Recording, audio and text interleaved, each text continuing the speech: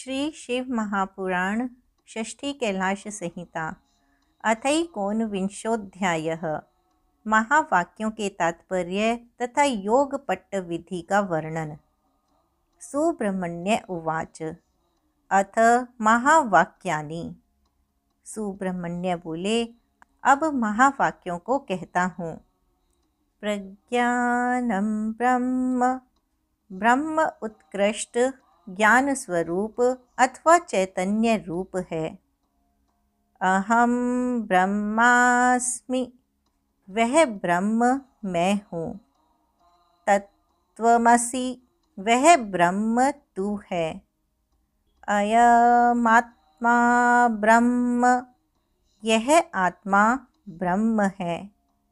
ईशावास्यमिदं सर्वं, यह सब ईश्वर से व्याप्त है। प्राणोस्मि, मैं प्राण हूँ। प्रज्ञानात्मा, प्रज्ञान स्वरूप हूँ। यदेवेह तद्मुत्र, यद्मुत्र तदन्विह, जो पर ब्रह्म यहाँ है वही वहाँ परलोक में भी है। जो वहाँ है वही यहाँ इस लोक में भी है। अन्यदेव तद्विदितादथो अविदितादधि, वह ब्रह्म विदित से भिन्न है और अविदित अज्ञात से भी ऊपर है। एष तात्मान्तर्याम्यमृतः, वह तुम्हारा आत्मा अंतर्यामी अमृत है। स यश्चायं पुरुषे यश्चासावादित्ये स एकः, वह जो यह पुरुष में है और वह जो यह आदित्य में है एक ही है। अहमस्मि परं ब्रह्म, परापर परात्परम, मैं परापर स्वरूप परात्पर पर ब्रह्म हूँ। वेदशास्त्र गुरुत्वात्तु स्वयमानंदलक्षणम, वेदों शास्त्रों और गुरुजनों के वचनों से स्वयं ही हृदय में आनंद स्वरूप ब्रह्म का अनुभव होने लगता है। सर्वभूतस्थितं ब्रह्म, तदेवाहन्नः संशयः, जो संपूर्ण भूतों में स्थित है वही ब्रह्म मैं हूँ, इसमें संशय नहीं है। तत्त्वस्य प्राणोऽहमस्मि, पृथिव्याः प्राणोऽहमस्मि, मैं तत्व का प्राण हूँ, पृथ्वी का प्राण हूँ। अपाञ्च प्राणोऽहमस्मि, तेजसश्च प्राणोऽहमस्मि, मैं जल का प्राण हूँ, तेज का प्राण हूँ। वायोश्च प्राणोऽहमस्मि, आकाशस्य प्राणोऽहमस्मि, मैं वायु का प्राण हूँ, मैं आकाश का प्राण हूँ। त्रिगुणस्य प्राणोऽहमस्मि, मैं त्रिगुण का प्राण हूँ। सर्वोऽहं सर्वात्मकोऽहं, संसारी यद्भूतं यच्च भव्यं यद्वर्तमानं, सर्वात्मकत्वाद् द्वितीयोऽहम्, मैं सब हूँ, सर्वरूप हूँ, संसारी जीवात्मा हूँ। जो भूत वर्तमान और भविष्य है वह सब मेरा ही स्वरूप होने के कारण मैं अद्वितीय परमात्मा हूँ। सर्वं खल्विदं ब्रह्म, यह सब निश्चय ही ब्रह्म है। सर्वोऽहं विमुक्तोऽहं, मैं सर्वरूप हूँ, मुक्त हूँ। यो असौ सोऽहं हंसः सोऽहमस्मि। जो वह है वह मैं हूँ, मैं वह हूँ और वह मैं हूँ। इस प्रकार सर्वत्र चिंतन करें। अब इन महावाक्यों का भावार्थ कहते हैं। प्रज्ञानम ब्रह्म का वाक्यार्थ पहले ही समझाया जा चुका है। अब अहम ब्रह्मास्मि का अर्थ बताया जाता है। शक्ति स्वरूप अथवा शक्ति युक्त परमेश्वर ही अहम पद के अर्थभूत हैं। अकार सब वर्णों का अग्रगण्य परम प्रकाश शिव रूप है। हकार के व्योम स्वरूप होने के कारण उसका शक्ति रूप से वर्णन किया गया है।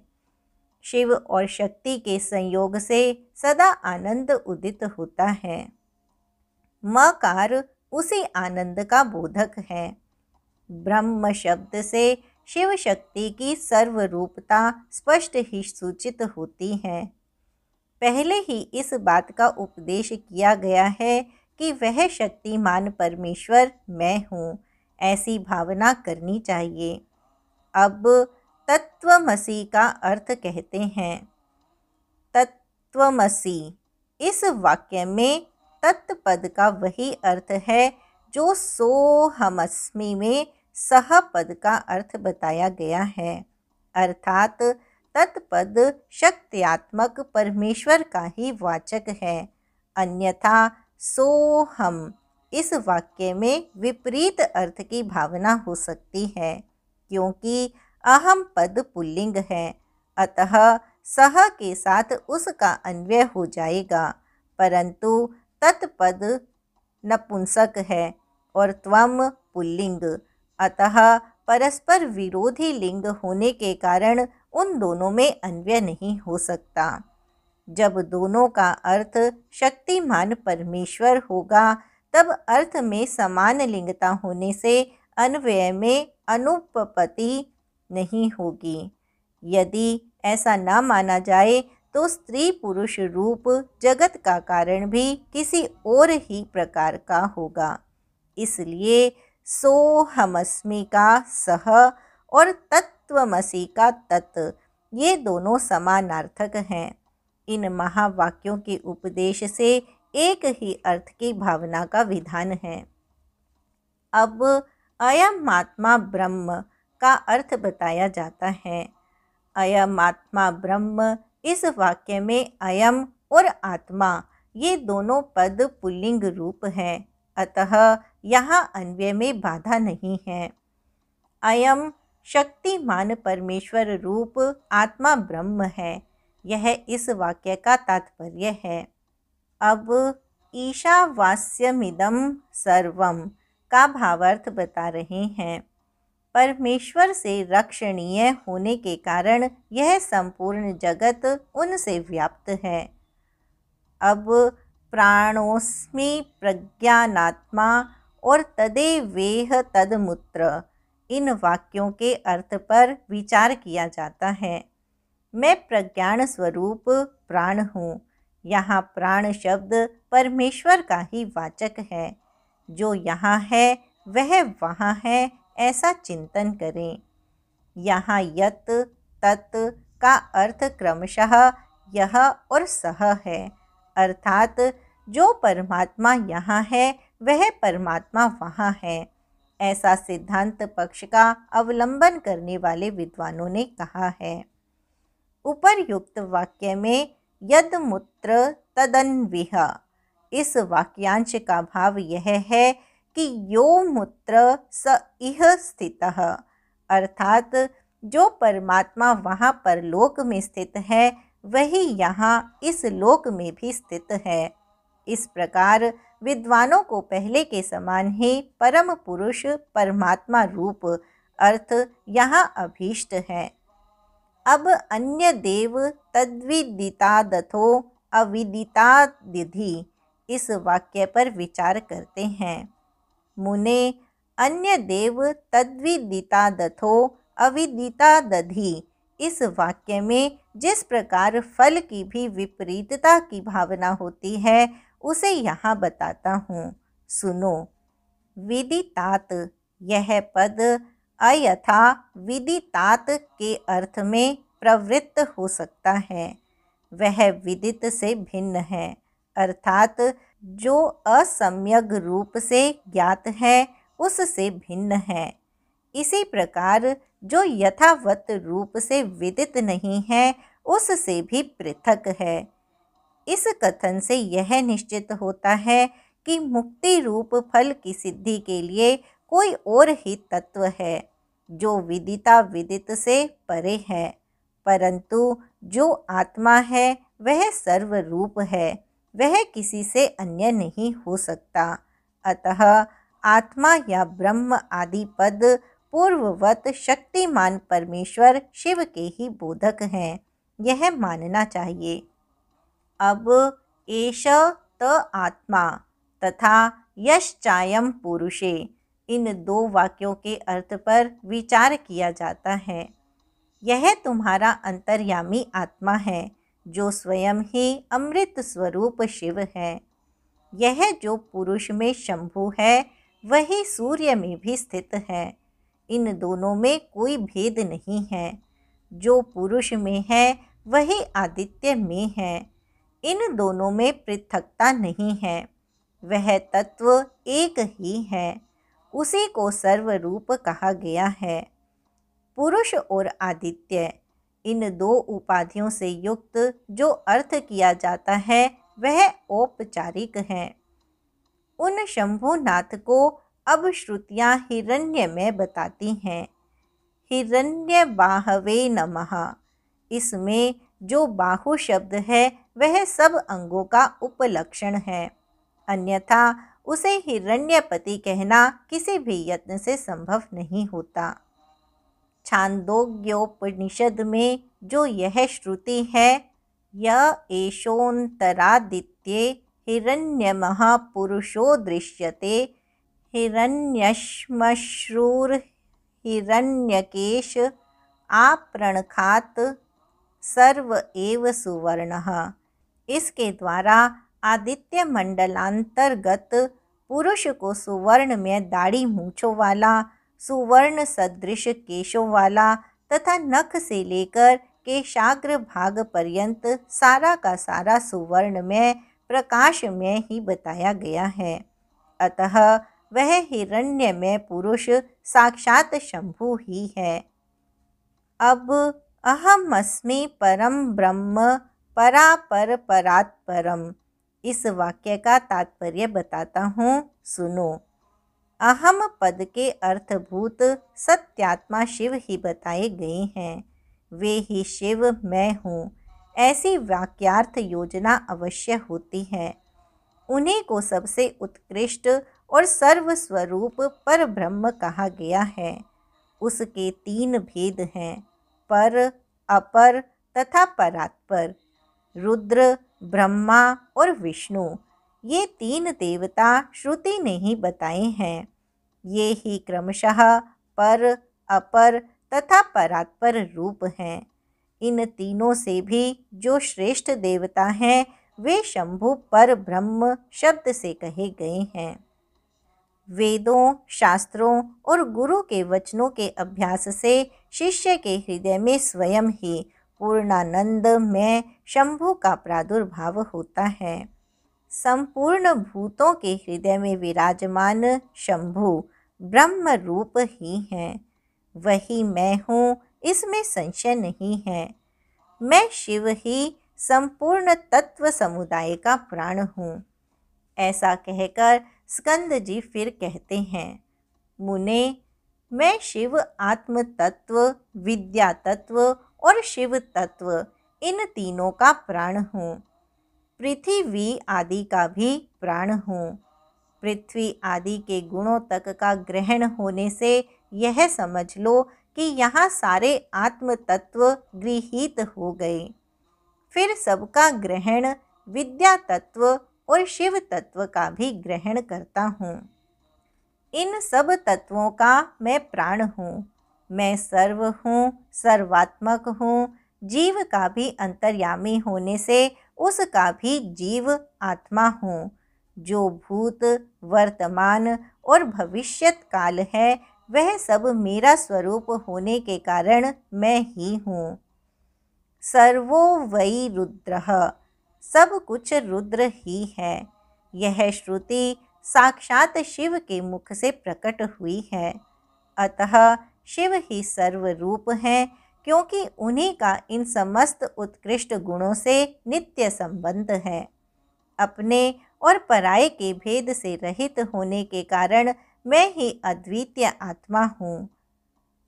सर्वं खलविदं ब्रह्म, इस वाक्य का अर्थ पहले बताया जा चुका है। मैं भाव रूप होने के कारण पूर्ण हूँ। नित्य मुक्त भी मैं ही हूँ। पशु जीव मेरी कृपा से मुक्त होकर मेरे स्वरूप को प्राप्त होते हैं। जो सर्वात्मक शंभु है वही मैं हूँ। मैं हंस रूप तथा शिव रूप हूँ। वामदेव, इस प्रकार संपूर्ण वाक्यों के अर्थ भगवान शिव ही बताए गए हैं। ईशावास्योपनिषद की श्रुति के 2 वाक्यों द्वारा प्रतिपादित अर्थ साक्षात शिव की एकता का ज्ञान प्रदान करने वाला होता है। गुरु को चाहिए कि शिष्यों को इसका आदरपूर्वक उपदेश करे। गुरु को उचित है कि वे आधार सहित शंख को लेकर अस्त्र मंत्र से तथा भस्म द्वारा उसकी शुद्धि करके उसे अपने सामने पूजित हुए चौकोर मंडल में स्थापित करे। फिर ओंकार शब्द करके गंध आदि के द्वारा उस शंख की पूजा करे। उसमें वस्त्र लपेट दे और सुगंधित जल भरकर प्रणव का उच्चारण करते हुए उसका पूजन करे। तत्पश्चात 7 बार प्रणव के द्वारा फिर उस शंख को अभिमंत्रित करके शिष्य से कहे, हे शिष्य, जो थोड़ा सा भी अंतर करता है, भेदभाव रखता है, वह भय का भागी होता है। यह श्रुति का सिद्धांत बताया गया, इसलिए तुम अपने चित्त को स्थिर करके निर्भय हो जाओ। ऐसा कहकर गुरु स्वयं महादेव जी का ध्यान करते हुए उन्हीं के रूप में शिष्य का अर्चन करे। शिष्य के आसन की पूजा करके उसमें शिव के आसन और शिव की मूर्ति की भावना करे। फिर सिर से पैर तक सद्योजातादि 5 मंत्रों का न्यास करके मस्तक, मुख और कलाओं के भेद से प्रणव की कलाओं का भी न्यास करे। शिष्य के शरीर में 38 मंत्र रूपा प्रणव की कलाओं का न्यास करके उसके मस्तक पर शिव का आवाहन करे। तत्पश्चात स्थापनी आदि मुद्राओं का प्रदर्शन करे। फिर सर्वज्ञादि मंत्र से क्रमशः अंगन्यास करके आसन पूर्वक 16 उपचारों की कल्पना करे। खीर का नैवेद्य अर्पण करके ओम स्वाहा का उच्चारण करे। कुल्ला और आचमन कराए। अर्घ्य आदि देकर क्रमशः धूप दीप आदि समर्पित करे। शिव के 8 नामों से पूजन करके वेदों के पारंगत ब्राह्मणों के साथ ब्रह्म विदाप्नोति परम इत्यादि ब्रह्मानंद वल्ली के मंत्रों को तथा भृगु वै वारुणिः इत्यादि भृगुवल्ली के मंत्रों को पढ़ें।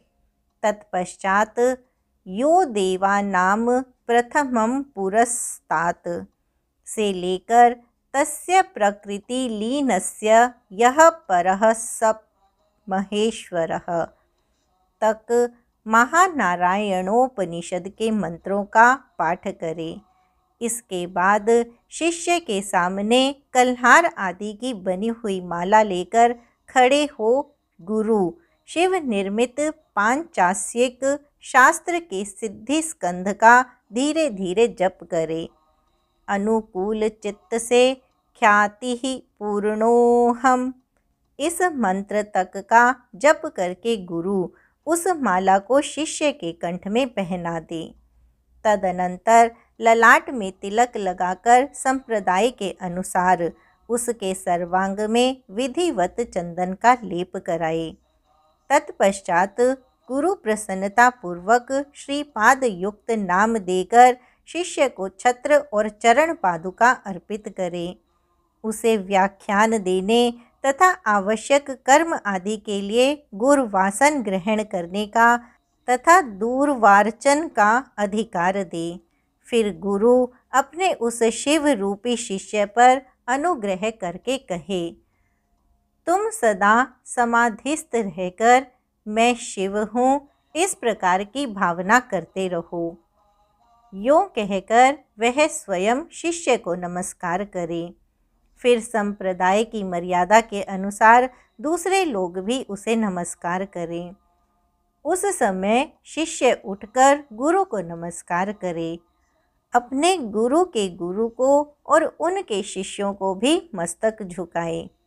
इस प्रकार नमस्कार करके सुशील शिष्य जब मौन और विनीत भाव से गुरु के समीप खड़ा हो तब गुरु स्वयं उसे इस प्रकार का उपदेश दे, बेटा, आज से तुम समस्त लोगों पर अनुग्रह करते रहो।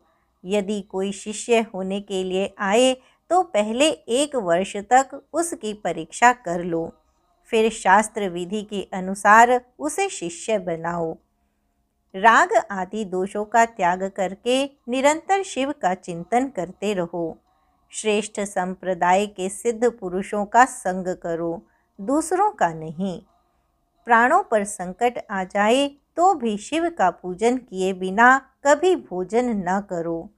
गुरु भक्ति का आश्रय ले सुखी रहो, सुखी रहो। इस उपदिष्ट क्रम से दयालु ज्ञान सागर श्रेष्ठ गुरु प्रसन्न चित्त से शिष्य को अपने समान बना दे।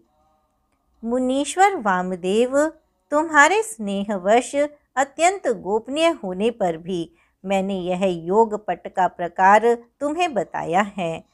ऐसा कहकर स्कंद ने यतियों पर कृपा करके उनसे सन्यासियों के क्षौर और स्नान विधि का वर्णन किया। इति श्री शिव महापुराणे षष्ठयां कैलाश संहितायां योगपट्ट विधि वर्णनम नामैकोनविंशोऽध्यायः।